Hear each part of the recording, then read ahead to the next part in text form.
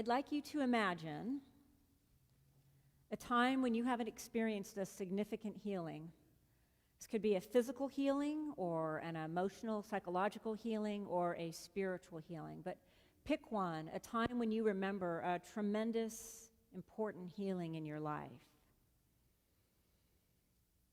Let's take a minute to remember one.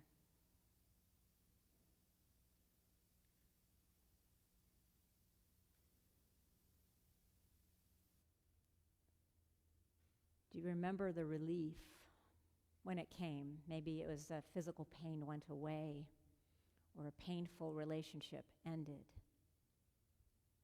or panic attacks went away, or you got on the path of recovery after an addiction and felt healing.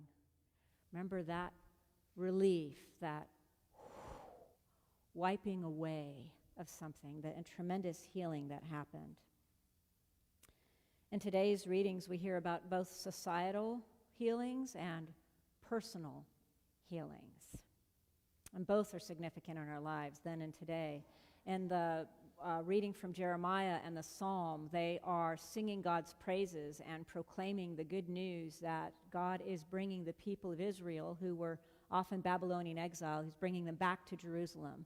And it's calling everybody, not just the people who followed the covenant, but everybody. It said God is calling everybody back, Judah, Ephraim, everybody back to live around at the Temple of Jerusalem. And they are singing God's praises as a result of this. And that's what you would call a societal healing, something happening for the good of all people.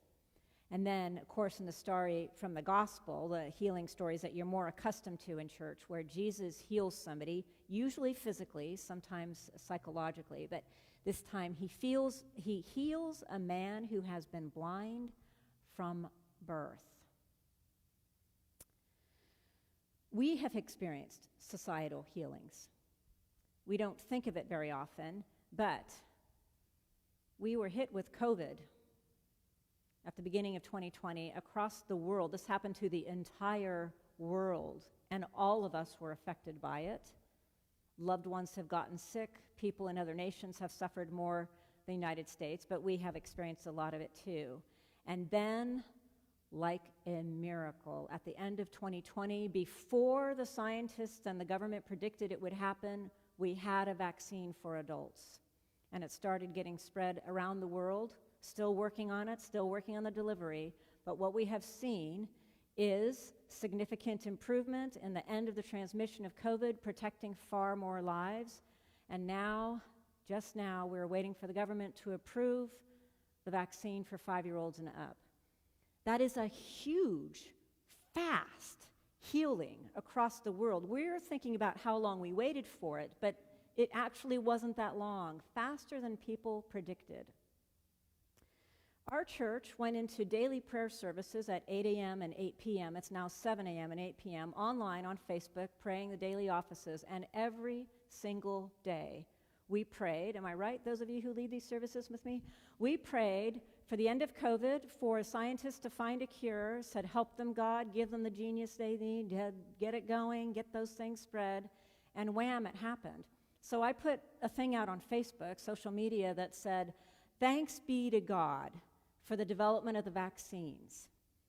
And a bunch of people, fortunately no members of this church, but people I know, including Christians, said it wasn't God, it was science. I was like, you need to know, if you're new here to visiting, that this congregation is full of scientists, including people who work on immunizational things and toxicology things and the pharmacological things. We've got a bunch of them. We also have doctors and nurses all over the place in this congregation.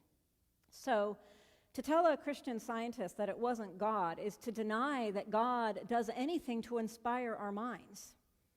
Interestingly, the first science, scientia, that word, Latin, was applied to theology, the knowledge of God. Only later, like 17th century, did we start applying it to, chemistry, biology, that kind of stuff, genetics. It was later. And so one of the things I say to people when they hear stories about like the healing of Bartimaeus and the end of his blindness, they say, well, Jesus isn't walking the world anymore. There are no miraculous healings anymore. It doesn't really happen.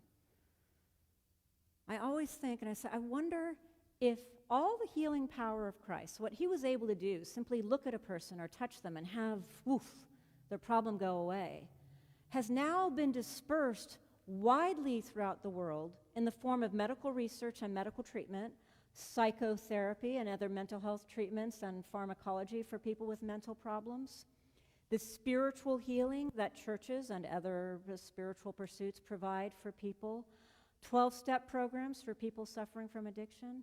There's all kinds of healing going on in the world. People just aren't necessarily acknowledging that that healing might be the healing power of Christ coming into people's lives.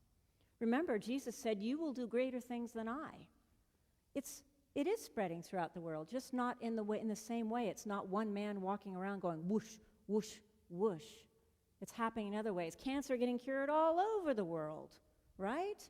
All sorts of problems we couldn't solve even 10 years ago. Now we can solve all over the world.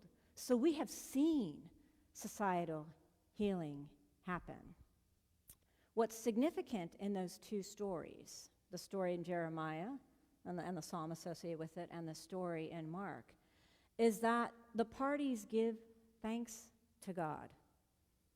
They ask for what they want, and then they give thanks to God. Remember, there are many psalms where people are begging God to deliver them from the Babylonian exile. Well, it took, 150, 180 years, but it did happen. And then they gave thanks to God over and over and over again. We're still giving thanks to God, repeating the same psalms. And Bartimaeus was so grateful for his healing that he followed Jesus. Now remember, that healing wasn't instantaneous. He'd been blind from birth. It just so happened that he asked again, and this time Jesus said, "Here you go, here's your healing." One of the problems that people have of asking for healing, in the way that Jesus says, he says, "What do you want me to do for you?" One of the problems people have is that they've asked for healing and they didn't get it. They think they didn't get it. I know, I do that all the time. I ask for something I want, and when I don't get it, I think, "See, God, you're not listening, you're not doing anything I want."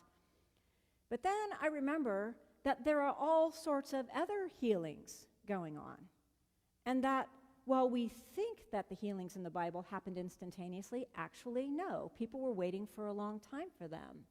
So I waited months for my foot to heal, but now I'm super happy and thankful that my foot is just fine. It took a long time, and I kept praying, and I eventually got it. So I think the thing we need to remember when Jesus asks us that question, "What do you want me to do?" is that when we ask him, we need to wait for the healing, wait for the answer. And it might be a different healing than we expected. Like we might have asked for healing over here, and Jesus gives us the healing over there. It's still a healing, still what we want. So let me ask you, what do you want Jesus to do for you? And what do you need to thank Jesus for what he's already done for you? Amen.